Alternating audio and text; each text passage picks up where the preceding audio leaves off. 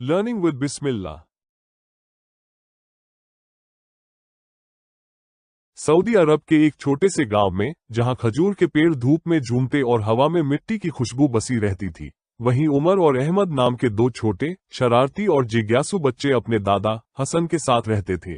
आया, हाँ दादा जान, आप नमाज क्यों पढ़ते हैं? हम भी बड़े होकर नमाज पढ़ेंगे, लेकिन हमें समझ नहीं आता कि नमाज क्यों पढ़ी जाती है। दादाजी मुस्कुराए, उनकी आवाज ठंडी रेगिस्तानी हवा की तरह मधुर और मधुर थी। उन्होंने उन्हें पास आने का इशारा किया और वे उत्सुकता से उनके घुटनों पर इकट्ठा हो गए। आह, मेरे प्यारे पोते पोतियों, उन्होंने शुरू किया, इस छोटे से गांव में, जहां हर दिन उगता और डूबता सूरज हमें अल्लाह की शक्ति की याद दिलाता है, प्रार्थना का महत्व और भी स्पष्ट हो जाता है। प्रार्थना केवल एक दायित्व नहीं है, यह एक गहरा उपहार है उस व्यक्ति के साथ एक संवाद जिसने इस विशाल रेगिस्तान, तारों से जगमगाते आसमान और हम सभी को बनाया है। उन्होंने एक पल के लिए विराम लिया, अपने शब्दों को समझने के लिए। कल्पना करो मेरे बच्चों कि तुम्हारा एक प्यारा दोस्त है जो तुम्हें वो सब कुछ देता है जो तुम कभी चाह सकते हो। वो तुम्हें सांस लेने के लिए हवा, खाने के लिए खजूर और पानी, और इस गांव में एक शांतिपूर्ण जीवन जीने की क्षमता प्रदान करता है।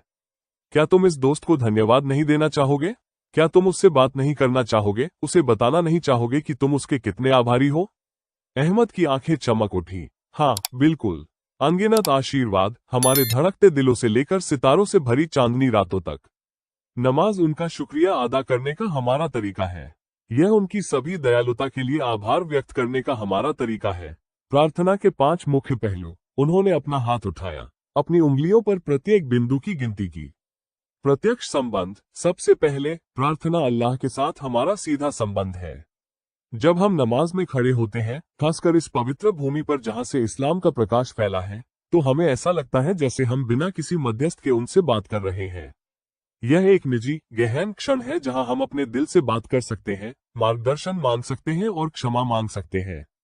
शांति और स्थिरता। दूसरी बात, उन्होंने कहा, प्रार्थना शांति और स्थिरता का स्रोत है।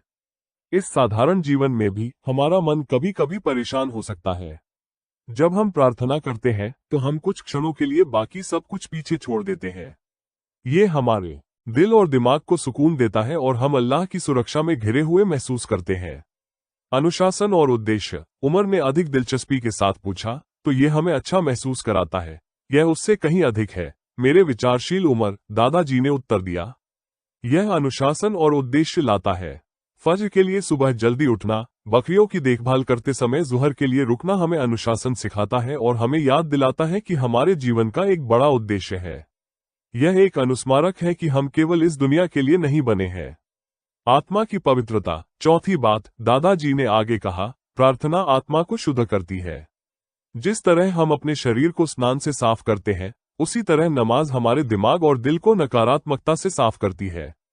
ये सच बोलने, ईमानदार रहने और हर किसी से दयालुता से पेश आने की निरंतर याद दिलाती है। आखिरत के लिए तैयारी। वो मुस्कुराया, एक सौम्य गर्मजोशी बिखेरते हुए। आखिरकार, मेरे प्रियजनों, प्रार्थना आखिरत के लिए हमारी तैयारी है। ये सांसारिक जीवन एक परीक्षा है। जो व्यक्ति अल्लाह के साथ अपने बंधन को मजबूत करता है, वो परलोक में सफल होता है।